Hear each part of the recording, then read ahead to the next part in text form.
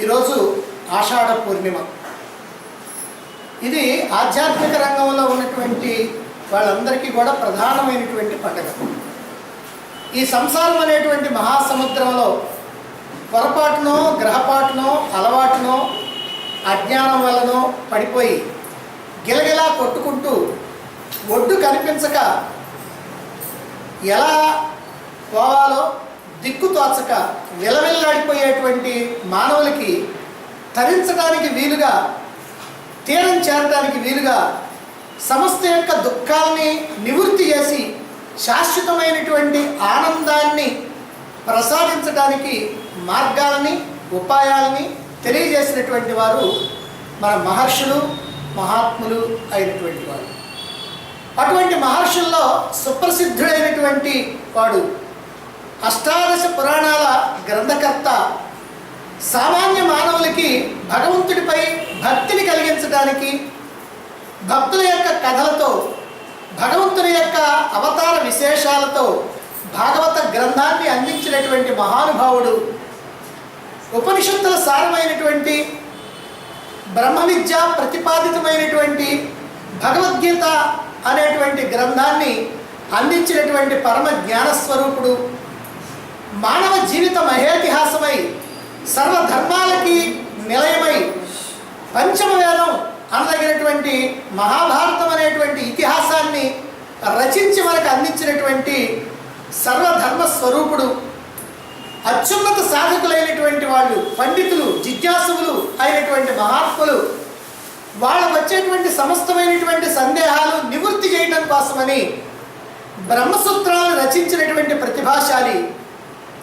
ఇక వేదమంత్రాలన్నీ ఒక్కటిగా కుప్పతెప్పలుగా పడి ఉన్నటువంటి సమయంలో ఆ వేదమంత్రాలన్నింటినీ కూడా ఋగ్వేదం, యజుర్వేదం, సామవేదం, అథర్వవేదం అనేటువంటి 4 వేదాలుగా విభాగం చేసి వేదవ్యాసుడు అనేటువంటి బిరుదును పొందినటువంటి మహాత్ముడైనటువంటి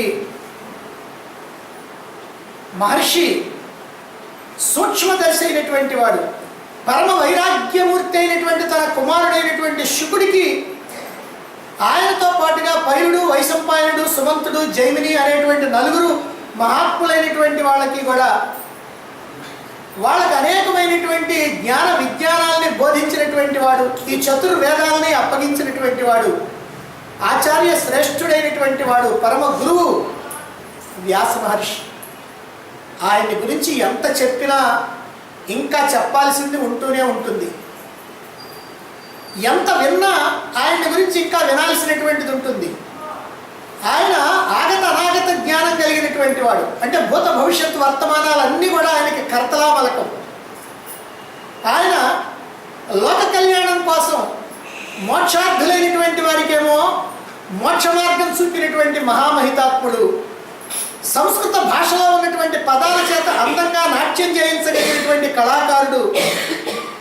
మనస్సులో ఉన్నటువంటి భావాలన్నింటినీ కూడా వివిధ రూపాలలో, వర్ణాలలో అద్భుతంగా చిత్రించగలిగినటువంటి నైపుణ్యం కలిగినటువంటి చిత్రకారుడు. బహు కఠినతరమైనటువంటి విషయాల్ని, వేదాంత రహస్యాల్ని అందరికీ అర్థమయ్యే విధంగా కథారూపంలో అందించగల ప్రతిభావంతుడు వ్యాస మహర్షి. ఆయన సాక్షాత్తు నారాయణ అంశ. అందుకనే శ్రీకృష్ణుడు భగవద్గీతలో మునీనాం అప్యహం వ్యాస అని అన్నాడు. అంటే మునులందరిలో నేను వ్యాసుడిని అని సాక్షాత్తు భగవానుడే చెప్పడం జరిగింది. నిజంగా ఈ ప్రపంచంలో ఉన్నటువంటి సమస్తమైనటువంటి జ్ఞాన విజ్ఞానాలన్నీ కూడా వ్యాస మహర్షి యొక్క ఉచ్ఛిష్టం. అందుకనే వ్యాసోచ్ఛిష్టం జగత్ సర్వం అని అంటారు. అంటే వ్యాసుడి యొక్క నోటి నుంచి, ముఖం నుంచి వచ్చినటువంటిదే ఈ జగత్తులో ఉన్నటువంటి సర్వం కూడా. అంతటి మహామహితాత్ముడైనటువంటి వాడు, ప్రతిభాశాలి, పరమజ్ఞాని, గురువులకి గురువు, ఆచార్య శ్రేష్ఠుడు అయినటువంటి వేదవ్యాసుడి యొక్క పుట్టినరోజు ఇదిగో ఈ ఆషాఢ పూర్ణిమ. అందుకే దీన్ని వ్యాస పూర్ణిమ అని అంటారు. ఈ వ్యాస పూర్ణిమని గురు పూర్ణిమ అని కూడా అంటారు. ఎందుకని అంటే వ్యాసుడు గురువులకి గురువు అయినటువంటి వాడు, జగద్గురువు అయినటువంటి వాడు కనుక ఆ గురువుల్ని పూజించుకునేటువంటి ఆ రోజుని వ్యాస మహర్షి యొక్క పుట్టినరోజుగా భావించి ఇలా ఆ వ్యాసుని యొక్క గురు పూర్ణిమగా జరుపుకోవటం అనేటువంటిది సాంప్రదాయంగా వస్తున్నటువంటి విషయం. ఆధ్యాత్మిక రంగంలో ఉన్నటువంటి సాధకులకి, ముముక్షువులకి ఈ గురు పూర్ణిమ రోజు ఎంతో పరమ పవిత్రమైనటువంటి రోజు. అందుకే సాధకులు, మోక్షార్థులు ఈ రోజున తమ తమ గురువుల్ని పూజించుకొని వ్యాస మహర్షి నుండి తమ గురువు వరకు ఉన్నటువంటి గురువు యొక్క పరంపర మొత్తాన్ని పూజించినట్లుగా వారి యొక్క అనుగ్రహాన్ని పొందడానికి ఇదిగో ఈ ప్రయత్నం. ఈ సత్సాంప్రదాయాన్ని అనుసరించి మన ఆధ్యాత్మిక జ్ఞానపీఠం స్థాపించినప్పటి దగ్గర నుంచి ఈ గురు పూర్ణిమ రోజును, ఈ వ్యాస పూర్ణిమ రోజును, ఈ ఆషాఢ పూర్ణిమ రోజును ఆధ్యాత్మిక సదస్సుగా జరుపుకుంటూ వస్తున్నాం. ఆ క్రమంలో ఈ రోజు జరుగుతున్నటువంటి ఈ సదస్సుకి ఎంతో భక్తి శ్రద్ధలతో విచ్చేసినటువంటి మీ అందరికీ ఈ సందర్భంగా నా మనపూర్వకమైనటువంటి శుభాశీస్సులు అందజేస్తూ ఉన్నాను. వ్యాస మహర్షి నుంచి ఉన్నటువంటి ఆ గురు పరంపర యొక్క దివ్యమైనటువంటి అనుగ్రహం, వారి యొక్క ఆశీస్సులు మన అందరిపైన వర్షించాలని, అలా వర్షిస్తాయని నా దృఢమైనటువంటి విశ్వాసం, అలాగే నా ఆకాంక్ష. మనం ఎవరికైనా సరే రుణపడి ఉన్నాము అని అంటే ఆ రుణాన్ని ఎప్పుడో ఒకప్పుడు తీర్చుకోవాలి. ఈ జన్మలో వీలు కాకపోతే మరొక జన్మలో తీర్చుకోవాలి, ఆ జన్మలో కాకపోతే మరొక జన్మలోనే తీర్చుకోవాలి. అంటే ఎన్ని జన్మలు ఎత్తినా మనం రుణం మాత్రం తీర్చుకోవాల్సిందే, తప్పదు. అలాగే మనం తీర్చుకోవాల్సినటువంటి 5 రుణాల్లో దేవరుణం, ఋషి రుణం, పితృరుణం, మనుష్య రుణం, భూత రుణం అని 5 రుణాలు ఉంటాయి. ఈ 5 మిగిలినటువంటి 4 ఎప్పుడో ఒకప్పుడు తీర్చుకుంటామేమో కానీ ఈ ఋషి రుణం అనేటువంటి దాన్ని మాత్రం లోకంలో ఉన్నటువంటి మానవులందరూ మర్చిపోతారు. కానీ మనం మాత్రం ఆ ఋషి రుణాన్ని మాత్రమే చక్కగా తీర్చుకుంటున్నాం, మిగిలిన వాటి అన్నిటికన్నా కూడా. ఎలా తీరుతుందండి ఋషి రుణం అని అంటే, ఆ ఋషులు మనకు అందించినటువంటి శాస్త్రాలు ఏవైతే ఉన్నాయో ఆ శాస్త్రాలను మనం చదవటం వల్ల కానీ, వినటం వల్ల కానీ, వాటిని అధ్యయనం చేయటం వల్ల కానీ, వాటిని మనం జీవితంలో ఆచరించడం వల్ల కానీ ఆ ఋషుల యొక్క రుణాన్ని మనం తీర్చుకున్నట్టు అవుతుంది. కాబట్టి ఈ ఆధ్యాత్మిక విద్యని, ఈ ఆత్మ విద్యని తెలుసుకోవడం ద్వారా, ఆ విద్యను తెలియజెప్పినటువంటి గురువుల్ని సేవించటం, పూజించడం ద్వారా మనకు అద్భుతమైనటువంటి అవకాశం, ఈ రుణాన్ని, ఋషి రుణాన్ని తీర్చుకునేటువంటి అద్భుతమైనటువంటి అవకాశం. అదిగో అటువంటి అవకాశాన్ని తీర్చుకునేటువంటి అద్భుతమైనటువంటి ఒక అవకాశం ఈ వ్యాస పూర్ణిమ సందర్భంగా లభిస్తుంది.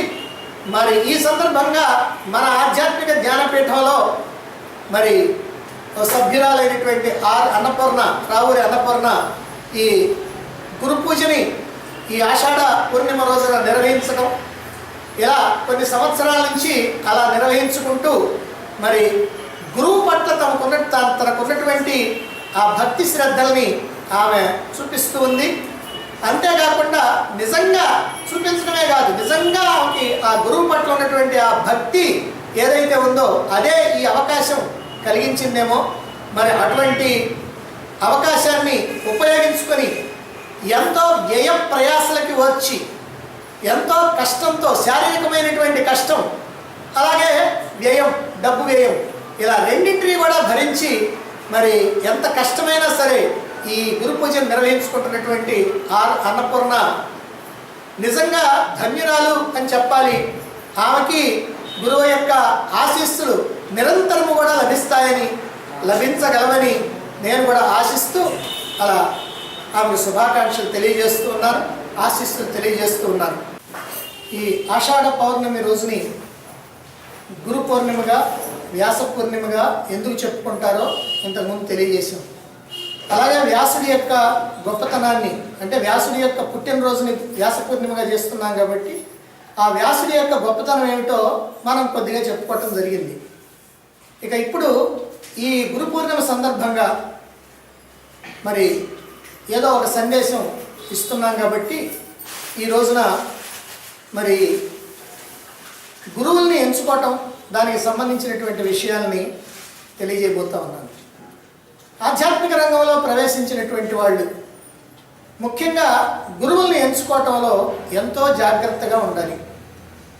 గురువు యొక్క అవసరం ఏమిటో, గురువు ఎటువంటి లక్షణాలు కలిగినటువంటి వాడై ఉండాలనో, గురువుని ఉత్తమ శిష్యుడు ఎట్లా ఆశ్రయించాలో, ఎలా ఆ శిష్యుడు గురువుని సేవించి ఆయన యొక్క అనుగ్రహాన్ని పొందాలో వాటిని గురించి ఈరోజు మనం తెలుసుకుందాం.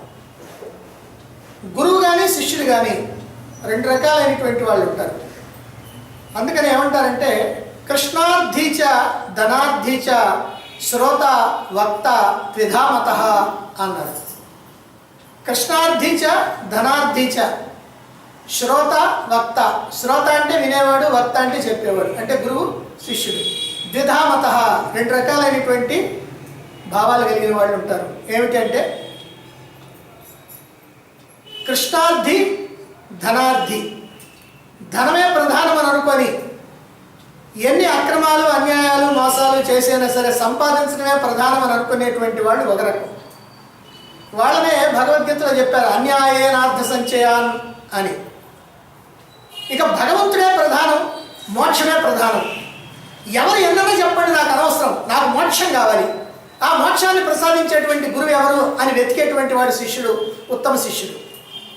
వచ్చినటువంటి శిష్యుడికి మోక్షాన్ని గురించి మాత్రమే ప్రధానంగా తెలియజేసి మిగిలినటువంటి విషయాలన్నీ అప్రధానమని ఆ మోక్షానికి సంబంధించినటువంటి వాటిని నొక్కి చెప్పేటువంటి వాడు ఉత్తమమైనటువంటి గురువు. ఆయనే సద్గురువు అని చెప్పుకుంటారు. కాబట్టి అలా మోక్షం కోసమని ఎటువంటి త్యాగానికైనా సరే సిద్ధపడేటువంటి వాడే ఉత్తమ గురువు, ఉత్తమ శిష్యుడు. ఇక మిగిలినటువంటి వాళ్ళందరినీ ఉత్తమ గురువులుగా ఉత్తమ శిష్యులుగా చెప్పుకోవడానికి వీల్లేదు. ముందు శిష్యుడు ఎవరో తేల్చుకుంటే ఆ తర్వాత గురువుని నిర్ణయించుకోగలుగుతాడు. గురువుని ఆశ్రయించాల్సినటువంటి విధంగా ఆ శిష్యుడు ఆశ్రయిస్తాడు. ఎందుకంటే శిష్యుడిగా తన సంగతి తనకు తెలియాలి. తెలిసినప్పుడే ఒక ఉత్తముడైనటువంటి గురువుని ఆశ్రయించడం కానీ, ఎలా ఆశ్రయించాలో, ఎలా వినయంగా ఉండాలో, ఎలా ఆయన యొక్క అనుగ్రహాన్ని పొందాలో తెలుస్తుంది. ఈ రోజుల్లో ఎంతమందో గురువులు పుట్టుకొస్తా ఉన్నారు. మరి అనేకమైనటువంటి మహాత్యాలు ప్రదర్శించేటువంటి వాళ్ళు, చిటికలో రోగాలు నయం చేసేటువంటి వాళ్ళు, కళలో డాక్టర్గా వచ్చి ఆపరేషన్ చేసి ఆయనకున్నటువంటి జబ్బు కాస్త పూర్తిగా తగ్గించేసేటువంటి వాళ్ళు, సమస్తమైనటువంటి దుఃఖాలు తొలగించేటువంటి వాళ్ళు, సంతానాన్ని ప్రసాదించేటువంటి వాళ్ళు, మరి 7 రోజుల్లో మోక్షాన్ని ప్రసాదించేవాళ్ళు. 7 రోజుల్లో ఆయన ప్రసాదిస్తున్నాడు కాబట్టి నేను 3 రోజుల్లో ప్రసాదిస్తానండి, కాస్త డబ్బులు ఎక్కువ పెడితేని 3 రోజుల్లో మోక్షాన్ని ప్రసాదించేటువంటి వాళ్ళు. ఇలా ఎందరెందరో ఎన్నెన్ని రకాలైనటువంటి ట్రిక్కులతోటో ఈ లోకంలో గురువులుగా వస్తూ ఉన్నారు. మూర్ఖులైనటువంటి మానవులు గురువుల్ని వాళ్ళ వైభవాన్ని బట్టి అంచనా వేస్తూ ఉంటారు. ఏమంటే ఆయనకి 40 దేశాల్లో ఆశ్రమాలు ఉన్నాయంటండి, స్కూళ్ళు, కాలేజీలు, హాస్పిటల్స్ ఎన్నో నడుపుతున్నారు. కొన్ని వేల మంది శిష్యవర్గం ఉన్నారు. విదేశాల్లో కూడా శిష్యులు ఉన్నారండి ఆయనకి. ఆయన కదిలితే కారండి, లేకపోతే విమానం అండి, అసలు ఆయనకి సొంత విమానాశ్రయం ఉందండి. అంటే ఇలా ఏమన్నా గనక ఉంటే వైభవంగా ఆయన చాలా గొప్ప గురువు అయినటువంటి వాడు. మనకు అసలు అందుబాటులో ఉండకుండా ఉంటే ఆయన చాలా గొప్ప గురువు. మనతో మాట్లాడితే మనకు అందుబాటులో ఉంటే మాత్రం ఆయన మామూలు మనలాంటి వాడేనండి అని అంటాం. కాబట్టి ఈ రకంగా ఈ గురువులు అనేటువంటి వాళ్ళు ఎట్లా ఉంటారు ఏమిటి అనేటువంటిది ఆ గురువుల్ని నిర్ణయించుకునేటప్పుడు మనం దేన్ని ఆధారంగా చేసుకొని నిర్ణయించాలి. ఆయనకున్నటువంటి సంపదలా, ఆయనకున్నటువంటి బంగారమా, ఆయనకున్నటువంటి డబ్బులా, ఆయనకున్నటువంటి శిష్యులా, ఆయనకున్నటువంటి బిల్డింగ్లా, వాటిని బయట, లేకపోతే ఆయన చెప్పేటువంటి మాటలు శాస్త్రాల్లో ఉన్నటువంటివా, శాస్త్రాల్లో లేనటువంటివా, అవన్నీ కూడా మనకి మోక్షానికి ఉపయోగపడతాయా, మోక్షానికి ఏం ఉపయోగపడేవి కాదా, ఈ ఆధారంగా మనం గురువుని నిర్ణయించుకోవాల్సినటువంటి అవసరం ఉంది. కబీర్ని గురువుగా స్వీకరించాలని ఓ 4 వ్యక్తులు కాశీకి బయలుదేరారట. ఆ సమయంలో కబీరు క్షౌరం చేయించుకొని గంగలో స్నానం చేయడానికి గంగ వైపుకి ఆయన వెళుతూ ఉన్నాడు. కరెక్ట్గా ఈ 4గురికి ఆయన ఎదురుపడ్డాడు. ఎదురుపడ్డప్పటికీ క్షౌరం చేయించుకున్నటువంటి వాడు ఎదురుపడితే అపశకునమని అందులో ఒకటి చెప్పాడు. అపశకునం కనుక పోవాలంటే ఆ క్షౌరం చేయించుకున్నటువంటి వాడి నెత్తి మీద చెప్పుతో కొడితే సరిపోద్ది, మనకి అపశకునం తీరిపోద్ది అని చెప్పారు. ఓహో సరే అట్లయితే అని చెప్పి వాళ్ళు చెప్పు తీసుకొని ఆయన నెత్తిని కొట్టారు. అట్లా 4 సార్లు కొట్టి వాళ్ళు కాస్త ఆ కబీర్ను వెతుక్కుందామని వెళ్ళిపోయారు. అయితే కబీర్ అన్న సంగతి ఆయనకి తెలియదు, వాళ్ళకి తెలియదు. ఈయనేమో గంగలో స్నానం చేయడానికి వెళ్ళాడు. వెళ్ళిన తర్వాత వాళ్ళు ఇంటికి వెళ్ళారు. ఇంటికి వెళ్ళిన తర్వాత భార్య ఉంది. అమ్మ కబీరు మహాశయుడిని మేము గురువుగా స్వీకరించడం కోసం వచ్చాం, ఎక్కడికి వెళ్ళాడా అంటే, అమ్మ ఆయన గంగలో స్నానం చేయడానికి వెళ్ళాడు, ఆయన వస్తాడులే కూర్చోండి అని కూర్చోబెట్టాడు. అంతలో కొద్దిసేపటికల్లా ఆయన వస్తున్నాడు. ఆయన్ని చూడటంతో వీళ్ళకి మైండ్ పోయింది. ఎందుకని? ఆయనైతే నెత్తి మీద చెప్పుతో కొట్టింది కాబట్టి ఇక ఆమెనే కాళ్ళ మీద పడ్డారు. మమ్మల్ని క్షమించండి అని అన్నారు. దానికి కబీర్ అంటున్నాడు, అబ్బే ఏముందిలేయ్యా, అపశకనం తగ్గటం కోసం కదా మీరు కొట్టింది, దాంట్లో తప్పేం లేదులే అని వాళ్ళని కూర్చోబెట్టి వాళ్ళ ఆతిథ్యానికి కావాల్సినటువంటి సరుకుల కోసమని ఆయన బజారుకి వెళ్ళాడు. అంతలో వాళ్ళు ఇట్లా అనుకున్నారు, ఏమని, గొప్ప గొప్ప భవనాలు, మంచి మంచి బట్టలు ఇలాంటివి ఏమీ లేవు, ఏమిటో చిన్న గుడిసెలో ఉంటున్నాడు, సరైనటువంటి బట్ట కూడా లేదు, ఓ పల్లకీ లేదు, ఓ దండ లేదు, ఛత్రచామరాలు లేవు, ఏమీ లేవు, గురువుకు ఉండాల్సినటువంటి లక్షణాలు అసలు ఏమీ లేవు అని అక్కడి నుంచి వాళ్ళు నలుగురు కూడా వెళ్ళిపోయారు. ఆయన వచ్చే లోపల వెళ్ళిపోయారు. కాబట్టి నిజమైనటువంటి సద్గురువుకి ఎలాంటి లక్షణాలు ఉండాలో తెలియకపోతే ఇలాంటి చిక్కులే వస్తాయి. వైభవాన్ని బట్టి, ఆడంబరాన్ని బట్టి విలువలు నిర్ణయించుకుంటూ ఉంటారు ఆ తెలియనటువంటి వాళ్ళు. బహుశా అందుకేనేమో ఈనాటి గురువులందరూ కూడా వైభవానికి, డంబాచారానికి ప్రాధాన్యత ఇస్తూ ఉన్నారు. ధనాహారార్థనే యుక్తా డాంబికా ధారవేషణా భ్రమంతి జ్ఞానివల్లోకే భ్రామయంతి జనానపి. ధనం కోసం, ఆహారం కోసం కపట వేషధారులైనటువంటి డాంబికులు జ్ఞానుల్లాగా ప్రపంచంలో తిరుగుతూ జనుల్ని మోసం చేస్తూ ఉన్నారు. 5-6 కలిసి ఒకడేమో గురువుగా, మిగిలినటువంటి వాళ్ళు శిష్యుడిగా అవతారం ఎత్తారు. ఇక ఈ శిష్యుడు ఆ గురువు గారి గురించి చెప్తారు, ఈయన హిమాలయాల్లో 12 సంవత్సరాలు తపస్సు చేసి వచ్చాడండి, ఈయన సిద్ధపురుషుడు, పరమ భాగవంతుడు, భగవాన్, ఆయన కనుక ఆశ్రయిస్తే మీ సమస్తమైనటువంటి కోరికలు తిరిగిపోతాయండి, మీకు ఏ కష్టాలున్నా సరే ఆయన ఊరికి అట్లా మీ కళ్ళి చూస్తే చాలు, ఆయన మీ నెత్తి మీద చేయి పెడితే చాలు, మీ కష్టాలు దుఃఖాలు అన్నీ కూడా తొలగిపోతూ ఉంటాయి.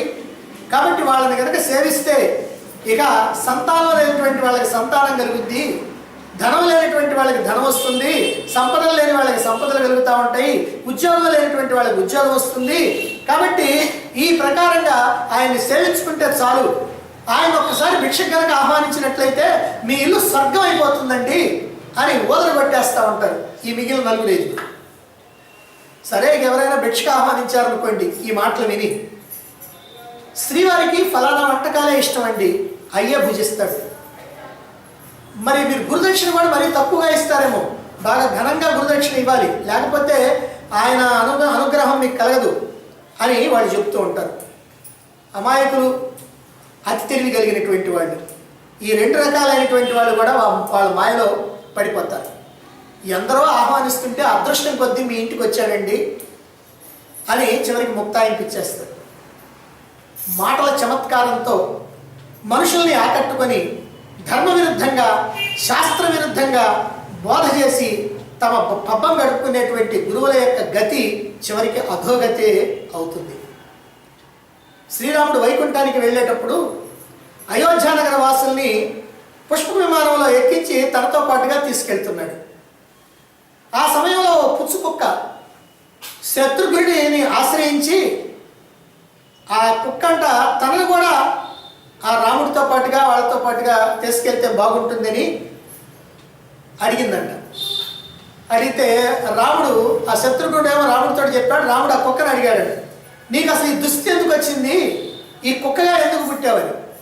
అప్పుడు కుక్క అందంట, నేను పూర్వజన్మలో ఒక సర్వసంగ పరిత్యాగి అయినటువంటి సన్యాసినండి, శిష్యుల్ని కూడగట్టుకొని సంచారం చేస్తూ నేను ఇలా బోధించాను.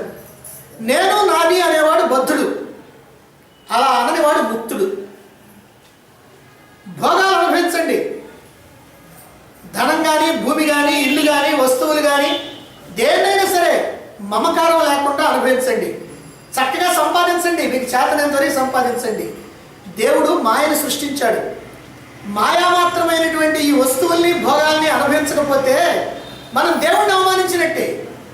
దేవుడు కదా మనకి ఇచ్చింది అనుభవించమని, వాటిని అనుభవించకపోతే భగవంతుడిని అవమానించినట్టు అవుద్ది. కనుక దేవుడి భోగాలను ఇచ్చింది అందుకే కనుక అనుభవించడానికి అనుభవించడానికే కనుక ఇలా ఇష్టం వచ్చినట్టు మీ ఇష్టం వచ్చినట్టుగా అనుభవించండి అని శాస్త్రాలకి వక్ర భాష్యాలు చెప్పానయ్యా రామా. అందుకే ఈ కుక్క జన్మ నాకు. నా శిష్యులు పురుగులుగా పుట్టి ఇదిగో నా దేహాన్ని తినేస్తా ఉన్నారు. ఇది నాకు నా శిష్యులకి పట్టినటువంటి దుర్గతి అని అన్నదంట ఆ కుక్క. కాబట్టి డాంబికమైనటువంటి గురువుల్ని వాళ్ళని ఆకాశానికి ఎత్తి తమ పబ్బం గడుపుకునేటువంటి ఆ శిష్యులకి పట్టేటువంటి గతి ఎలాంటిది అనేది మనకి ఈ చిన్న కథ ద్వారా అర్థమవుతుంది. కాబట్టి ఎవరిని కూడా గుడ్డిగా నమ్మకూడదు. దానివల్ల మనం భగవంతుడికి దూరం అయిపోతాం, అధోగతి పాలైపోతాం. ఒక రాజ్యంలో ఒక గురువు 5 శిష్యులు వాళ్ళు ప్రజల్ని ఘోరంగా మోసం చేస్తూ ఉన్నారు. ఒక దుష్కార్యం చేసి వాళ్ళు పట్టుబడ్డారు రాజుగారికి. రాజు వాళ్ళని విచారించి శిక్షగా ఏం చేశారంటే వాళ్ళు ముక్కులు కోయమన్నాడు. సరే ఆ 5 ముక్కులు కోసేసి రాజ్యం నుంచి తరివేశారు. వాళ్ళు మరో రాజ్యానికి వెళ్ళారు. అక్కడ ఒక ఊళ్ళో సంగీతం ద్వారా, భజనల ద్వారా, హరికథల ద్వారా, జ్ఞానాన్ని బోధించడం ద్వారా మంచి పేరు తెచ్చుకున్నారు. ప్రజలు ఒక రోజున అడిగారు, ఏమయ్యా మీకు ముక్కులు లేవేంటి అని. అప్పుడు గురువు అన్నాడంట, దైవ దర్శనానికి వెళ్ళాలంటే ముక్కు అడ్డం వస్తుంది. ఈ ముక్కు కనుకుంటే దైవ దర్శనం కాదు, కాబట్టి అడ్డం తొలగించుకొని దైవ దర్శనం చేసుకోవాలి అని చెప్పాడంట గురువు. ఈ గురువు చెప్పినటువంటి మాట చివరికి ఒక సాంప్రదాయం అయింది. దాన్ని ముక్కిడి సాంప్రదాయం అంటారు. అంటే ముక్కులు కాస్త పోసుకునేటువంటి సాంప్రదాయం ముక్కిడి సాంప్రదాయం అయింది. ఇది విని ప్రజలు ఏం చేశారంటే, భగవద్ దర్శనం కంటే మనకు కావాల్సిందే ఉందని ఒకరి తర్వాత ఒకళ్ళు వచ్చి ముక్కులు గోయించుకుంటున్నారట. సరే ఇలా ముక్కులు గోయించుకోవటం, దీక్ష తీసుకోవటం, ఇక భగవంతుడి దర్శనం అయిపోయిందని అనుకోవటం అలా చేస్తూ ఉన్నారు. క్రమంగా ఈ ముక్కిడి సాంప్రదాయంలో వేల మంది శిష్యులు ఆయనకి వెనక చేరారు. సరే ఎంతమందో చేరేటప్పటికల్లా బాగా ప్రచారం అయిపోయింది. చివరికి ఆ దేశపు రాజుగారి దగ్గరికి ఈ వ్యవహారం పోయింది. పోయి ఆయన ఏం చేశాడంటే, నేను కూడా ఇట్లా ముక్కు పోయించుకొని దైవ దర్శనం చేసుకుంటాను అని అన్నాడట రాజుగారు. అప్పుడు మంత్రి కాస్త తెలియగలిగినటువంటి వాడు ఒక యువకుడు. అప్పుడు ఆయన చెప్పాడు, రాజుగారు మీరు ముక్కు పోయించుకొని దైవ దర్శనం చేసుకునే ముందు నేను చూస్తాను శాంపుల్గా. ఎందుకంటే నేను కాస్త భరించగలిగేటువంటి స్థితిలో ఉన్నాను. కాబట్టి నేను కోయించుకున్న తర్వాత ఈ సాంప్రదాయం బాగా ఉంటే మీరు కూడా అట్లనే కోయించుకుందరు కానీ అని చెప్పాడండి. చెప్పి ఆ మంత్రి గురువు దగ్గరికి వచ్చాడు. గురువుగారు దీక్ష ఇచ్చేసి ఇప్పుడు ముక్కులు కోసేసి ఇప్పుడు భగవంతుడి దర్శనం అయిందని చెప్పు అన్నాడు ఈ మంత్రిని. మంత్రి అన్నాడు, ఏది నాకు కనిపించడం లేదే భగవంతుడు అన్నాడు. ముక్కు తెగిన తర్వాత అట్లా చెప్పాలయ్యా, అలా చెప్పు అన్నాడు. నాకు భగవంతుడి దర్శనం అయిందని చెప్పు అన్నాడు. అప్పుడు మంత్రి అన్నాడు, అంటే ఇంతకుముందు అందరు ఇంతేనా అన్నాడు. అంటే ముక్కు తెగింది కాబట్టి నాకు దైవ దర్శనం అయిందని చెప్పాలా అనగానే చెప్పు అంటే చెప్పేశారు. కాబట్టి ఇలాగనే చెప్పేశారా అందరూ అన్నాడు. అంటే అంతే, ముక్కు తెగిపోతే దైవ దర్శనం అయిపోయినట్టే అని అన్నాడు. అప్పుడు మంత్రి బయటకు వచ్చి సైనికులకి సైగ చేశాడు. వెంటనే వాళ్ళు ఆ గురువుని శిష్యుల్ని బంధించేసి వధించారు. కాబట్టి ముక్కిడి సాంప్రదాయంలోకి చేరకూడదు. ఇలాంటి మూర్ఖపు పనులకి సిద్ధం కాకూడదు. కఠోపనిషత్తులో చెప్పినట్టుగా గుడ్డివాడిని అనుసరించేటువంటి గుడ్డివాళ్ళలాగా అలాంటి గురువుల్ని కనుక అనుసరిస్తే మన గతి అధోగతి పాలవుతుంది అనే విషయం మనం ఇక్కడ తెలుసుకోవాలి. కాబట్టి ఎవరిని పడితే వాళ్ళని నమ్మితే అధోగతి ప్రాప్తిస్తుంది. మనల్ని పట్టినటువంటి ఆ గురువులు మనల్ని వదలరు. వారికి పేరు రావాలన్నా, వాళ్ళకి ప్రచారం జరగాలన్నా శిష్యులు ఎక్కువగా ఉండాలి. వాళ్ళ చేత సేవలు చేయించుకోవాలి. వాళ్ళ ద్వారా ధన సంపాదన చేస్తూ ఉండాలి. కాబట్టి అందుకని చెక్కినటువంటి శిష్యుల్ని మాత్రం వాళ్ళ ఎట్టి పరిస్థితుల్లో కూడా వదలరు. ఇలా శిష్యుల్ని చేరదీసినటువంటి వారిని వాళ్ళు నిర్బంధిస్తారు. ఒకవేళ తప్పించుకోవాలని కనుక ప్రయత్నం చేస్తే వాళ్ళని అంతం చేస్తారు. అందుకనే కొన్ని ఆశ్రమాల్లో జరిగినటువంటి హత్యలు బయటికి రావు. అవన్నీ కూడా లోపలనే జరిగిపోతాయి. కారణాలు కూడా తెలియవు. అది ఏమిటోనని ఎవరికి వాళ్ళు మనం మాట్లాడితే పాపం వస్తుంది మనకెందుకని ఎవరికి వాళ్ళు ఊరుకుంటారు. ఎలా ఉంటుంది ఇది అంటే వర్షాకాలం ఆ వర్షాకాలంలో ఒక ఎలుగుబంటి నీళ్ళలో పడిపోయింది. నీళ్ళు తాగుతూ నీళ్ళలో పడిపోయింది. హఠాత్తుగా వరద నీరు వచ్చింది, దాంట్లో కొట్టుకొని పోతా ఉంది. కొంత దూరం పోయిన తర్వాత కొందరు పశువుల కాపర్లు ఉన్నారు అక్కడ. వాళ్ళు చూశారు ఈ ప్రవాహ వేగంలో పోతున్నటువంటి ఈ జంతువుని. అయితే వాళ్ళకి జంతువు అని పూర్తిగా తెలియదు, ఎందుకంటే తల మాత్రం పైన కనపడతా ఉంది. అది ఒక్కోసారి మునుగుతుంది, ఒక్కోసారి పైకి వస్తుంది, మునుగుతుంది, పైకి వస్తూ ఉంది. అందువల్ల వాళ్ళు ఏమనుకున్నారంటే ఇదేదో మూట, ఈ మూట కొట్టుకొని పోతా ఉంది, ఎవడో పాపం దీంట్లో పడి వదిలిపెట్టాడో, వాడు చనిపోయి వదిలేశాడో, ఏమైందో అని చెప్పి ఆ ఒడ్డున్నటువంటి వాడు ఒకడు దూకి నేను ఆ మూటను తీసుకొస్తానన్నాడు. పక్కన నడుతుంటే సరే తీసుకురమ్మన్నాడు. వాడు అతనితోటి దూకి దాని దగ్గరికి పోతా ఉంటే ఈ ఒడ్డున ఉన్నటువంటి వాడికి అది కాస్త బాగా పైకి వేసినప్పుడు అర్థమైపోయింది, ఓ ఇది మూట కాదు అని. అందుకని వాడు ఏమన్నాడంటే అయ్యా ఒడ్డుకురా దాన్ని వదిలిపెట్టి ఒడ్డుకురా అన్నాడు. వీడంటాడు నేను వదిలిపెట్టాను, అది నన్ను వదిలిపెడతలేదు అన్నాడు. అంటే ఇప్పటి కపట సన్యాసులు, దొంగ గురువులు వాళ్ళని కనుక ఆశ్రయిస్తే అదిగో అలా ఆశ్రయించినటువంటి వాళ్ళ గతి అంతే అవుతుంది. వాళ్ళని వదిలించుకోవాలంటే కుదరదు. కనుక సద్గురువులనే ఆశ్రయించాలి, కపట గురువుల్ని ఒక కంట కనిపెట్టి ఉండాలి. ఈ విషయాన్ని చక్కగా తెలుసుకున్నప్పుడే శిష్యుడు ఉన్నతమైనటువంటి స్థితికి ఎదగలుగుతాడు. నిజంగా ఈ రోజుల్లో గురువులు ఏ కష్టం పెద్దగా లేకుండానే గొప్ప ప్రయోజనాన్ని పొందుతూ ఉంటారు. అలా ఎంతోమందిని మనం చూస్తూ ఉంటాం. వాళ్ళ దగ్గర ఏ రకమైనటువంటి జ్ఞానం లేకపోయినప్పటికీ కూడా వాళ్ళు ఎంతో గొప్ప గొప్ప మహాత్ములుగా చలామణి అవుతూ ఉంటారు. దానికి కారణం ఏమిటంటే పెద్ద పెద్ద బిల్డింగ్లు, మరి ఇతర దేశాల నుంచి ధన సహాయం, మరి ఇట్లా ఉండేటప్పటికల్లా వాళ్ళకి అంతు పొందు లేకుండా వాళ్ళకి పేరు ప్రతిష్టలు కూడా వస్తూ ఉంటాయి. వాళ్ళ సంపదలు పెరుగుతుంటాయి, పేరు ప్రతిష్టలు వస్తూ ఉంటాయి. అయితే గురు వేషం ఎవరైనా వేయొచ్చేమో కానీ శిష్యుడి వేషం ధరించాలంటే మాత్రం ఎంతో కష్టం. ఎందుకని నిజంగా మిమ్మల్ని చూస్తుంటే నాకు ఈ విషయం బాగా అర్థం అవుతుంది.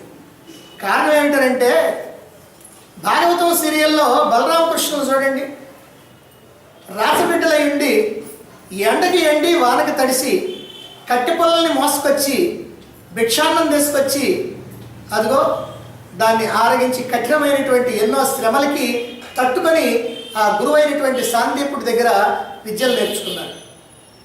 అదేవిధంగా మీరు కూడా మరి వయసులో పెద్దవాళ్ళై ఉండి సంపదలతో తొలతొగుతూ ఉండి ప్రతిరోజు టైంకి రావాలని, మరి సాధనలు చేయాలని, చేసినటువంటి సాధనలకి డైరీలు అప్పచెప్పాలని, మరి క్వశ్చన్ ఆన్సర్లు బాగా చదువుకొని బట్టి మరి క్విజుల్లో మంచి ప్రైజులు తెచ్చుకోవాలని, చెప్పినటువంటి సాధనలు చేయాలని ఎన్నో విధాలుగా మిమ్మల్ని నేను కష్టపెడుతున్నప్పటికీ కూడా మీరు ఏమాత్రం బాధపడకుండా ఎంతో బుద్ధిమంతుల్లాగా అన్నీ చేస్తున్నారు. చెప్పినట్టుగా చక్కగా చేస్తున్నారు. అందువల్ల మరి శిష్యుల యొక్క పరిస్థితి చాలా కష్టం. గురువుదేవుని పాపం ఏదో ఒకటి ఆయన నోటికి వచ్చి చెప్తా ఉంటాడు, మనం వింటా ఉంటాం, బాగానే ఉంది. ఆయన చేయండి అంటా ఉంటాడు. కానీ చేసేటువంటి వాళ్ళకి ఎంత కష్టంగా ఉంటుంది, నిజంగా కష్టం. అయినప్పటికీ కూడా సర్వ సౌఖ్యాలు వదిలిపెట్టి హాయిగా టీవీ సీరియల్స్, సినిమాలో చూస్తూ హాయిగా నిద్రపోతూ కాలు మీద కాలేసుకొని మంచి జీవితాన్ని అనుభవించడానికి అన్ని రకాలైనటువంటి అవకాశాలు ఉన్నప్పటికీ కూడా ఇలా మీరు కష్టపడతా ఉంటే అదిగో అప్పుడప్పుడు నాకు అనిపిస్తూ ఉంటుంది అన్నమాట. మీరందరూ కూడా తరించడానికి ఏదన్నా మంత్రదండం కనుక నా దగ్గర కనుక ఉన్నట్లయితే అబ్బా ఎంత బాగుండు అని అనుకుంటా ఉంటా అప్పుడప్పుడు. లేదా ఏదైనా నేను కనుక చేస్తే మీకు అందరికీ ప్రయోజనం కలిగేటట్టు ఏదన్నా కనుక ఉంటే అదైనా నాకు బాగానే ఉంటుంది అని అనుకుంటా ఉంటాను. కానీ ఏమి లాభం, ఆధ్యాత్మిక రంగంలో అలాంటి పప్పులేం ఉడకవు. ఎందుకనంటే ఎవరి సాధన వాళ్ళు చేయాల్సిందే, ఎవరి కష్టం వాళ్ళు పడాల్సిందే. ఏ ఉద్ధరేదాత్మనాత్మానం అన్నారు, ఎవరిని వాళ్ళు ఉద్ధరించుకోవాల్సిందే. గురువు కేవలం మార్గాన్ని మాత్రమే చూపిస్తాడు, ఇదిగో ఇలా పోని మార్గం మాత్రమే చూపిస్తాడు. కానీ పోవాల్సినటువంటి వాళ్ళు, చేరుకోవాల్సినటువంటి వాళ్ళు మాత్రం శిష్యుడే. ఇదంతా ఎందుకు చెప్తున్నారంటే మంచి శిష్యుడు కావాలంటే చాలా కష్టపడాలి, చాలా త్యాగం చేయాలి. ఎందుకు మిమ్మల్ని చూస్తేనే అర్థమవుతుంది, ఎంతో త్యాగం చేస్తే తప్ప మీరు ఇంత ఉత్తమ శిష్యులుగా నిలవలేరు. శరీరంతో సేవ చేయాలన్నా, మనసుతో మంచి శ్రద్ధ కలిగి ఉండాలన్నా, బుద్ధితో శాస్త్ర రహస్యాలన్నీ కూడా గ్రహించాలన్నా, అహంకారం తలెత్తకుండా ఉండకుండా ఉండాలన్నా ఇవన్నీ కూడా ఏమిటంటే ఆ శిష్యుడికి ఎంతో కష్టం. ఎంత గొప్పవాళ్ళమైనా సరే ఒక గురువు కావాలి అనేటువంటి ఆలోచన ఉన్నప్పుడు ఎంతో కష్టపడి ఆ గురువుని సంతృప్తిపరిచి ఆ గురువు ద్వారా ఆయన యొక్క అనుగ్రహం ద్వారా మోక్షాన్ని సంపాదించాలని విపరీతమైనటువంటి కష్టం పడాల్సినటువంటి అవసరం ఉంది శిష్యులైనటువంటి వాళ్ళు. కానీ గురువు కావాలంటే మాత్రం ఏ అర్హతలు అక్కర్లేదు. 10 మంది మనుషులుగానే దొరికితే ఆయన కూర్చోబెట్టుకుంటే ఆయన గురువు అయిపోతాడు. ఎంతో గౌరవాన్ని వైభవాన్ని కూడా పొందుతాడు. చూడండి, ఒక మహాత్ముడైనటువంటి వాడు, ఒక విద్వాంసుడైనటువంటి వాడు, చాలా జ్ఞాన సంపన్నుడైనటువంటి వాడు అలా సంచారం చేస్తూ ఒక్కొక్క ఊరి నుంచి ఒక గ్రామానికి వచ్చాడు. అనేక మంది ఆయన దర్శనానికి వస్తున్నారు. అక్కడే ఒక గొల్ల పిల్లవాడు ఏం చేశాడంటే అదంతా చూశాడు. అందరు కూడా ఆయన దగ్గరికి పోతున్నారు, వీళ్ళేదో ప్రయోజనం పొందుతున్నారు కాబట్టి నేను కూడా పోవాలని చెప్పి ఆయన కూడా వచ్చి ఆ గురువు గారిని సందర్శించుకున్నాడు. ఆయన పాదాలకు నమస్కారం చేశాడు. ఒకరోజు ఎవరు లేనటువంటి సమయంలో ఆ కుర్రవాడు అన్నాడంట, గొల్ల పిల్లవాడు, ఆ గొర్రెలు కాసుకునేటువంటి పిల్లవాడు, స్వామి నన్ను శిష్యుడిగా స్వీకరించండి మీరు అని అన్నాడు. దానికి ఆ మహాత్ముడు అన్నాడంట, శిష్యుడిగా ఉంటే ఏం ప్రయోజనంరా? నీళ్లు తోడటం, బట్టలు ఉతకటం, పక్క వేయటం, కాళ్ళు ఒత్తటం, భిక్షాటం చేయటం, అడ్డమైన గాడి చాకరీ చేయటం, రోజంతా ఒకటే శ్రమ, అలసట. దీనివల్ల నీకే లాభము? అదే ఏం ప్రయోజనం లేదు, శిష్యుడిగా నిన్ను తీసుకున్నందువల్ల నీకేం ప్రయోజనం లేదన్నాడు. అప్పుడు ఆ గొల్లపిల్లవాడు అన్నాడంట, సరే గురువుగారు నన్ను శిష్యుడిగా చేయటానికి కనుక వీలు కాకపోతే నన్ను గురువుగా చేయటాను. అలాగే నేను గురువుని చేస్తాను, కానీ నువ్వు కౌపీనం ధరించు, ఇదిగో ఈ ఉన్నతాసనం మీద కూర్చో, ఎవరితో ఏం మాట్లాడొద్దు అన్నాడు. ఎందుకంటే గురువుని కనుక చేయాలనంటే ఒక గోచిగుడ్డ పెట్టుకొని ఉన్నతమైనటువంటి ఆసనం మీద కూర్చొని అసలు ఏం మాట్లాడకుండా మౌనంగా ఉండు అని చెప్పాడు. సరే ఇదైతే నాకేం కష్టం లేదు, మేలకుండా కూర్చుంటా అన్నాడు. ఈ మహాత్ముడిని దర్శించడానికి వచ్చినటువంటి వాళ్ళంతా ఈ వెర్రివాడిగా కనిపించేటువంటి చిన్నవాడు బాలుడు ఇతడెవరు అని గొడుక్కుంటున్నారు, అడుగుతున్నారు కొంతమంది. దానికి ఆయన చెప్పాడు, ఆ మహాత్ముడు చెప్పాడు, వారు మా గురుదేవులు. ఆ పిల్లవాడిని చెప్పాడు, వారు మా గురుదేవులు అని సమాధానం ఇచ్చాడు. అంతలో రాజుగారు వచ్చాడు. రాజుగారు అడగగానే ఆ రాజుగారు వచ్చి ఇలాగని అడిగాడు, ఎవరండి ఆయన, ఏమిటి ఆ మహాత్ముడు ఎవరని అంటే ఆయన మా గురువు గారండి అని అన్నాడు. అయితే మీ గురువులు మా సందేహానికి ఏమైనా సమాధానం చెబుతారండి అని అడిగితే వారు ఎవ్వరూ చెప్పలేనటువంటి కఠినమైనటువంటి ప్రశ్నలకైతే సమాధానం చెప్తారు, కానీ ఏదో మామూలు ప్రశ్నలకైతే మాత్రం ఆయన సమాధానం చెప్పడండి. మీరు బాగా ఆలోచించి అతి కఠినమైనటువంటి ప్రశ్నలు వేయండి, అప్పుడు చెప్తారు అని అన్నాడు. రాజుగారు ఆలోచనలో పడ్డాడు. అంతలో అటువైపుగా ఒక గొర్రెల మంద పోతా ఉంది. వీడి దృష్టి, వీడు గొర్రెలు కాసుకునేవాడు కాదు, ఆ గొర్రెల మంద మీద పడి వెంటనే ఏమన్నాడంటే ఆ గొర్రెల కాపరి కాబట్టి తక్ తక్ అని అన్నాడు. అంతే, ఇంకేం లేదు, తక్ తక్ అన్నాడు. అంటే ఈ గొర్రెల కాపర్లు వాడేటువంటి భాష. రాజు అన్నాడు, ఓహో మీ గురువుగారు మాట్లాడుతున్నారే, ఏమిటంటే ఆయన మాట్లాడితే మాకేం తెలియటం లేదు అని అన్నాడు రాజుగారు. అప్పుడు ఆ జ్ఞానం అన్నాడు, గురువుగారు దయాపరులండి, ఆయన సూత్ర రూపంలో తెలియజేస్తారు, అంతేగాని మామూలు భాషలో చెప్పరు, ఆయన సూత్ర రూపంలో చెప్తారు. అందుకని 1-2 మాటలు అని చెప్తారు. ఏమిటంటే ఆ సూత్రం అన్నాడు. ఏమి లేదు, తక్ తక్ అంటే సదవకాశం అంటే మంచి అవకాశం వచ్చిందని, అంటే జ్ఞానాన్ని సంపాదించడానికి మీకు మంచి అవకాశం వచ్చిందని అంటున్నాడండి. ఓహో, ఇంతలో మళ్ళీ వాడు అన్నాడు, తర్ర అన్నాడు. అంటే తక్కు తర్ర అనేటువంటివి గొర్రెలు కాసుకునేటువంటి వాళ్ళ భాష అన్నమాట. అప్పుడు రాజు మళ్ళీ అన్నాడు, మరలా ఏదో చెప్తున్నారే, ఏం చెప్తున్నారండి మీ గురువు గారు అని అన్నాడు. అంటే ఇది 2వ మంత్రం అండి, సంసార సముద్రంలో మునిగినటువంటి వాడికి తరించడం ఒక్కటే మార్గం, కాబట్టి తరించండి తర్ర అంటే తరించండి అని అంటున్నాడు. ఓహో అలాగా అని అర్థం చేసుకున్నాడు. అంటే ఇది ఎందుకు చెప్తున్నామనంటే గురువు ఏమి తెలియనటువంటి వాడైనా పక్కనటువంటి వాళ్ళ ద్వారా ఆయన గొప్పవాడిగా పరిగణించబడవచ్చు, కానీ శిష్యుడు మాత్రం అట్లా కుదరదు. ఆయన బాగా శ్రమ చేయాలా, కష్టపడాలా, త్యాగం చేయాలా, ఆయన ప్రతిరోజు కూడా ఆ గురువుని దర్శించుకోవాలా, ఆ గురువు చెప్పేటువంటి మాటలన్నీ కూడా శ్రద్ధగా వినాలా, ఆ తర్వాత చేయాల్సినటువంటి సాధనలన్నీ చేయాలా, ఎన్నో కష్టాలు పడాలి. కాబట్టి మీరు ఏం చేయాలి అనేటువంటిది ఈ రోజున సందేశం ఏంటంటే, ఓ సమర్థుడైనటువంటి గురువుని ఎన్నుకోవాలి అనేటువంటిది ప్రధానం. అంతేకాకుండా మీ లక్ష్యాన్ని మీరు నిర్ణయించుకోవాలి, ఆ లక్ష్యానికి కట్టుబడి ఉండాలి. అంటే నేను మోక్షాన్ని పొందాలి అనేటువంటి లక్ష్యమే కనుక నీకు ఉన్నట్లయితే అది ప్రధానం. దానికోసం ఏమైనా సరే త్యాగం చేయాలి. ఏ సుఖాన్ని, ఏ సంతోషాన్ని, ఏ ఆనందాన్ని, దేన్నైనా సరే త్యాగం చేయాలి. అలా త్యాగం చేసి ఆ మార్గంలో ప్రవేశించాలి. ఆ లక్ష్యాన్ని అందుకోవాలి, ఆ మోక్షం అనేటువంటి లక్ష్యాన్ని అందుకోవాలి.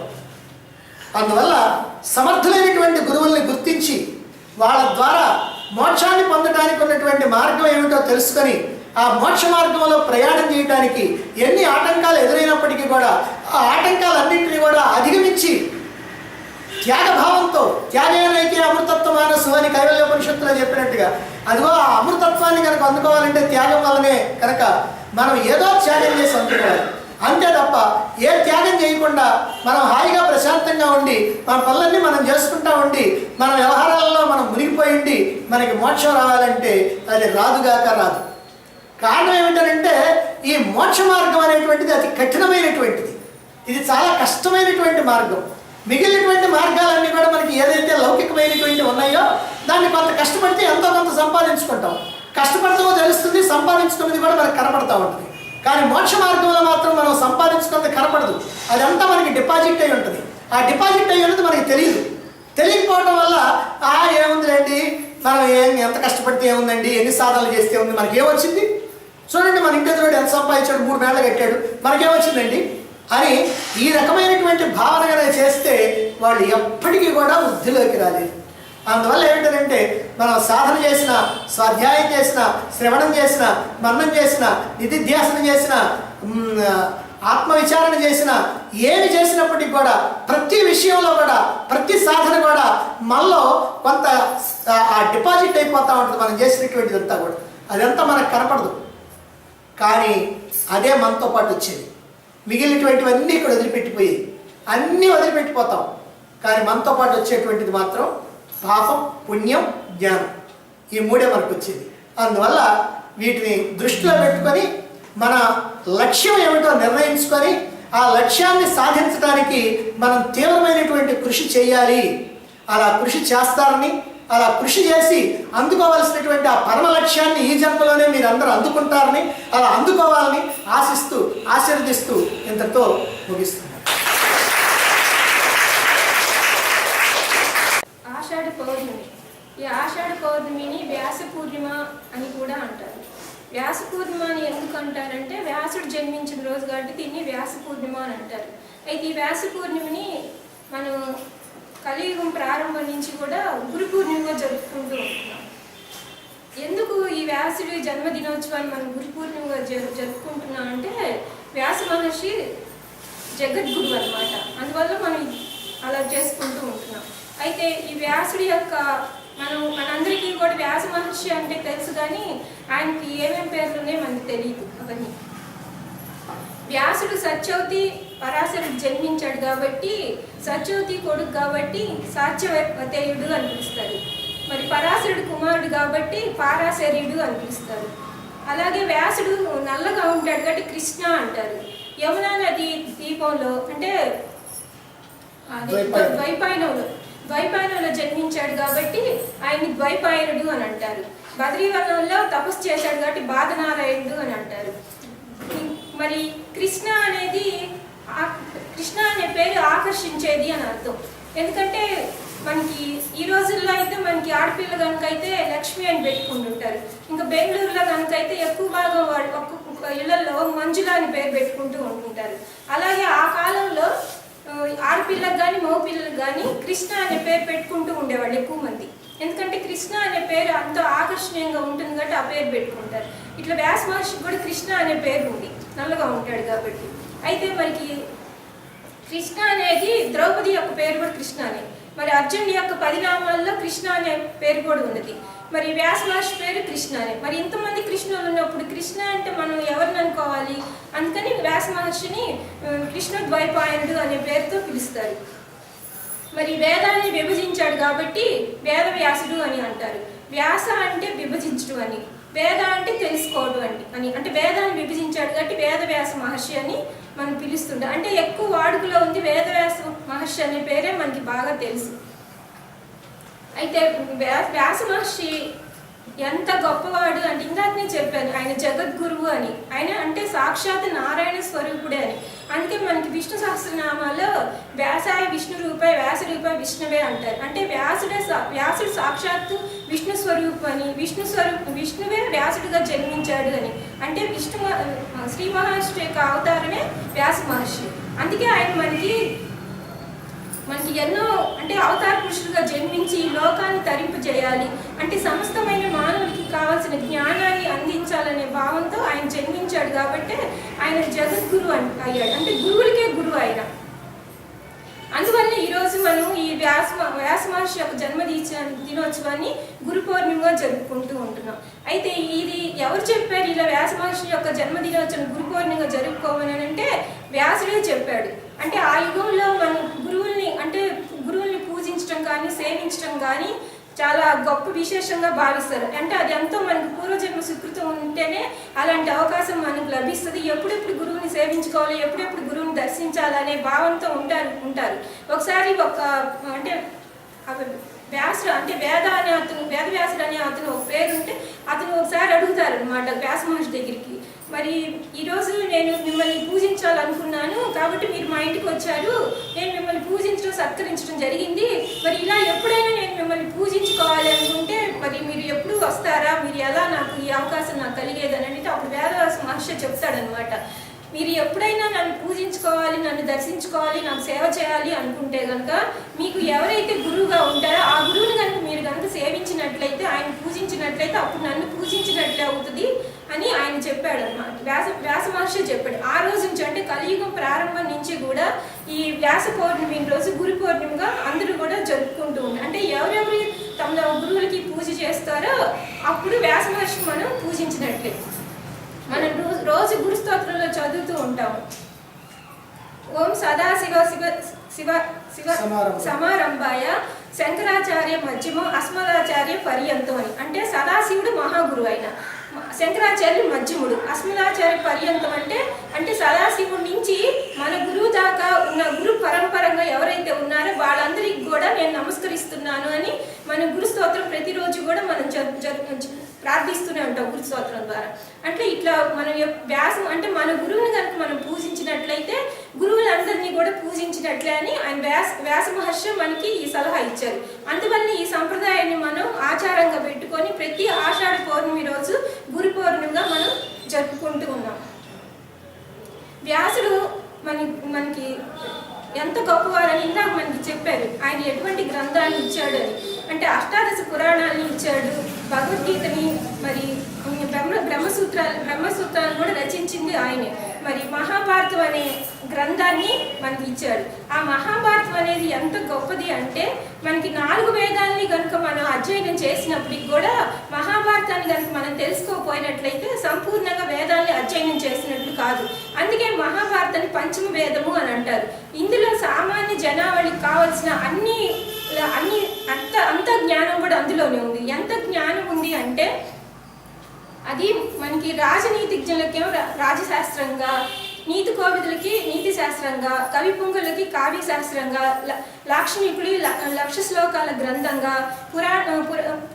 పౌరాణికులకి పురాణ సముచ్ఛేదంగా, ఆధ్యాత్మికులకి వేదాంత శాస్త్రంగా, అంటే ఐహికులకి అంటే ఐతిహాసికులకి మోక్ష శాస్త్రంగా ఇది ఉందన్నమాట. అంటే ఎవరైతే శాస్త్ర దృష్టితో చూస్తారంటే ఎవరైనా సరే ఏ శాస్త్ర దృష్టితో వాళ్ళు చూస్తారో వాళ్ళకి ఆ శాస్త్రంలో సందేహాలన్నీ కూడా మహాభారతం అనే కావ్యంలో పొందుపరిచాడు ఆయన. అందుకే దీన్ని అంటే ధర్మజ్ఞులకు ధర్మశాస్త్రంగా కూడా ఇది చెప్పబడుతూ ఉంది. అందుకే ఇది ధర్మశాస్త్రంగా, వేదాంత గ్రంథంగా, వేదాంత శాస్త్రంగా, ఆధ్యాత్మిక గ్రంథంగా, పురాణ సముచ్ఛేదంగా కూడా ఉన్నదనమాట. అంటే ఈ గ్రంథం ఎంతో గొప్పది. అంతేకాకుండా ఆయన మహాభారతంలో భీష్మ పర్వంలో భగవద్గీత అనే గ్రంథాన్ని కూడా ఇమిడ్చాడు. అంటే ఇట్లా మోక్షార్థులకు కావాల్సిన జ్ఞానాన్ని, అంటే రాజ్యాన్ని పరిపాలించే రాజులకు కావాల్సిన రాజ్యాంగ చట్టం గురించి మరి పురాణ కథలన్నీ కూడా దాంట్లో ఉంటాయి కాబట్టి పురాణ కథలుగా కానీ నీతి శాస్త్రంగా, ధర్మశాస్త్రంగా ఇట్లా అనేక రకాలుగా ఉన్న జ్ఞానం అంతా కూడా ఇందులోనే ఉంది. అందుకే యదిహాస్ తదన్యత్ర యన్యహాస్ నతత్ క్వచిత్, అంటే ఇందులో ఉన్నదే దేంట్లోనే ఉన్నది, ఇందులో లేని మరి ఎక్కడా కూడా దొరకదు అని చెప్పారు. అందుకే వ్యాస మహర్షిని అంత గొప్పవాడిగా చెప్పుకుంటారు. అంటే సమగ్రమైన గ్రంథం అనమాట. అంటే సామాన్యులు అందరూ కూడా మహాభారతం అనే గ్రంథాన్ని చక్కగా తెలుసుకోవాలి. ఇది కనుక తెలుసుకున్నట్లయితే మనం సమస్తమైన జ్ఞానాన్ని కూడా తెలుసుకోగలుగుతాం. అంటే మనం ధరించడానికి కావాల్సిన సమగ్రమైన జ్ఞానాన్ని కూడా ఆయన ఒక కథా రూపంలో మన ఇతిహాసంగా అందించాడు. మరి ఆయన అంతేకాకుండా ఆయన మన గురు బ్రహ్మ, గురు విష్ణు, గురుదేవ మహేశ్వరగా, గురు సాక్షాత్ పరబ్రహ్మ అని మనం గురు ప్రార్థనని మనం రోజు చేస్తూనే ఉంటాం. అంటే మనకి గురుకులానికి అంటే గురు పాండవులు ఉద్భవించడానికి మూల కారణం అంటే సృష్టికర్తగా ఆయన కురు పాండవులు సృష్టించాడు. అలాగే వాళ్ళ యొక్క కష్టసకాలని తెలుసుకుంటూ వాళ్ళకి కావాల్సిన సందేహాల్ని, సలహాలని ఇస్తూ స్థితికర్తగా ఉన్నాడు.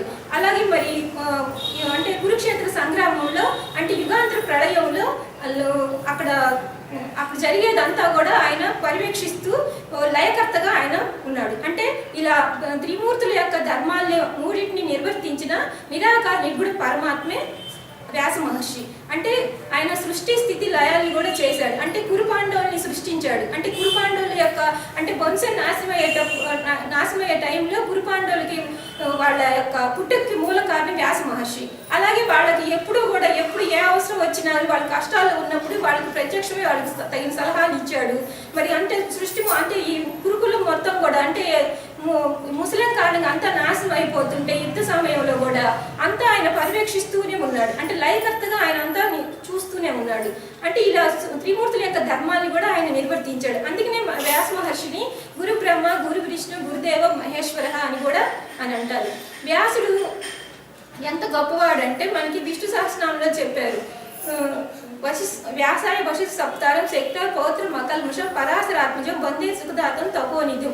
అంటే వ్యాసుడు కన్నా వశిష్ఠ మహర్షి యొక్క మునిమనవుడు, వశిష్ఠ మహర్షి యొక్క కొడుకు శక్తి యొక్క కొడుకు పరాశరుడి కొడుకు వ్యాసుడి యొక్క కొడుకు సుఖ మహర్షి. అంటే ఒకళ్ళ తర్వాత ఒకళ్ళు ఇంకా గొప్పవాళ్ళు అనమాట. అంటే అంటే వశిష్ఠుడి కన్నా కూడా వ్యాస మహర్షి చాలా గొప్పవాడు. వ్యాసుడి కన్నా సుఖ మహర్షి ఇంకా గొప్పవాడు. ఎందుకంటే సుఖ మహర్షి పరమ వైరాగ్యమూర్తి అయిన అందువల్ల ఒకళ్ళ తర్వాత ఒకళ్ళు గొప్పవాళ్ళు అని అంటారు. ఈ మనకి కురు పాండవులకి విద్యను బోధించేవాడు ద్రోణాచార్యుడు. అంటే ద్రోణాచార్యుడు కురు పాండవులకి గురువు అయిన.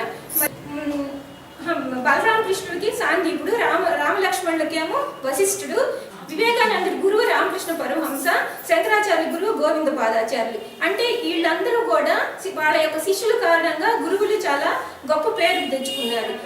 అంటే అందుకనే మనం ముందుగా గుర్తొచ్చేది ఏంటంటే శిష్యులు గుర్తొస్తారు, తర్వాత వాళ్ళ యొక్క గురువు గుర్తొస్తాడు. అంటే శిష్యుల కన్నా కూడా గురువు కన్నా కూడా శిష్యులు అంత గొప్పవాడు. అంటే ఆ గురువు యొక్క కారణంగా ఆ శిష్యులు ఎంతో పురోగమనం చెందినప్పటికి కూడా ఆ గురువుని ఎప్పుడు కూడా తలుచుకుంటూనే ఉంటారనమాట.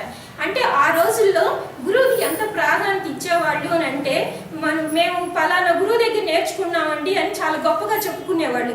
అలాగే గురువు కూడా వీళ్ళు మా శిష్యులు అని చెప్పుకుంటారనమాట. అంతే గురు శిష్యుల సంబంధం అనేది ఆ రోజుల్లో అంత ఉన్నతంగా ఉండేది. అందువల్ల అలా గొప్పగా వాళ్ళు చెప్పుకునేవాళ్ళు. మరి మనకి అంటే గురుకులంలో మన విద్యాభ్యాసం పూర్తయిన తర్వాత ఎవరైనా సరే వాళ్ళు ఎంతటి పేదవాళ్ళైనా సరే ఎంత గొప్పవాళ్ళైనా సరే గురువుకి గురుదక్షిణ ఇవ్వాలని అనుకుంటారు ఎవరైనా కానీ. అది వాళ్ళు ఎప్పుడూ గురుదక్షిణ ఇద్దామా, గురువు ద్వారా మనం ఇన్ని సంవత్సరాలు జ్ఞానం నేర్చుకున్నాము, గురువుకి తమ కృతజ్ఞతలు ఎలా తెలుపుకోవాలి తహతహలాడుతూ ఉంటారు. ఒకసారి ఒక గురుకులాశ్రమంలో కౌస్తుడు అనే శిష్యుడు విద్యాభ్యాసం పూర్తయిన తర్వాత గురువుకి గురుదక్షిణ ఇవ్వాలి అనుకుంటాడు. అప్పుడు గురువుగారిని అడుగుతాడు, గురువుగారంటే నేను మీకు గురుదక్షిణ గురుదక్షిణ ఇవి సమర్పించుకోవాలనుకుంటున్నాను, నన్ను ఏమేమంటారని అడిగాడు. అని అడిగితే అప్పుడు గురువు అంటారు, నాకేం వద్దు, గురుదక్షిణ ఇవ్వద్దు అని అంటారు. ఎందుకంటే ఆ కౌసుడు అనేవాడు చాలా పేదవాడు అనమాట, అందువల్ల గురుదక్షిణ వద్దని చెప్తాడు ఆయన. గురువు చెప్తున్నప్పుడు కానీ శిష్యుడు ఊరుకోడు అనమాట, అదేం కాదు, అలా ఏం కుదరదు,